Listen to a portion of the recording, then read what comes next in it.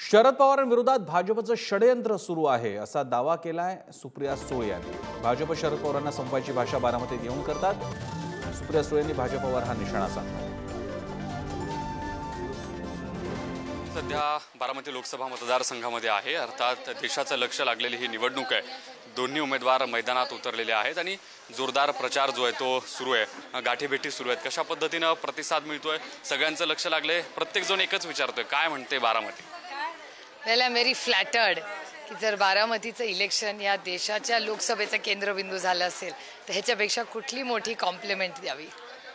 मतदारांसोबत सगळ्या गाठीभेटी सुरू आहेत, काय लोकांचं म्हणणं आहे, काय यावेळी मूड आहे बारामतीकरांचा? तुम्ही बघायला पाहिजे, मी कसं सांगणार? मी 5 वर्ष त्यांच्यातच असते, तुमची भेट माझी रेग्युलरली होते। काल प्रचारात रेवती सुळे बघायला मिळाल्या। परिवारातले सगळे सदस्य एकत्रितपणे प्रचारात उतरलेले दिसतात। रेवती एक दिवस युगेंद्र बरोबर गेली होती। या सगळ्या मतदारसंघात फिरत असताना प्रत्येक जण असं म्हणतोय की शरद पवारांना भावनिक साथ मिळेल। लोक जेव्हा चर्चा करतात तेव्हा लोक मतदार काय म्हणतात?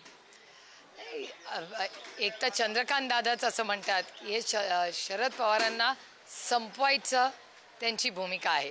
त्याच्यामुळे भावनिक साथ आत्तापर्यंत आमची भाषणं तुमच्यासमोरच आहेत, त्याच्यामुळे हा भावनांचा विषयच नाही आहे।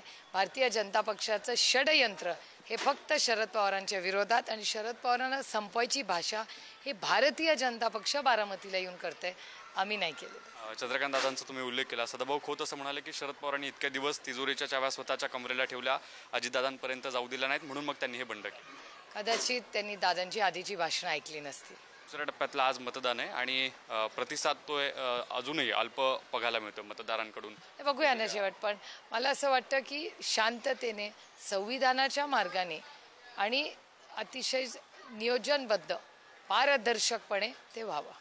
धन्यवाद पुढारी न्यूजशी बातचीत केल्याबद्दल। व्हिडिओ जर्नलिस्ट अनिल गजलेसह मी ज्ञानेश्वर चौकमल, पुढारी न्यूज, पुणे।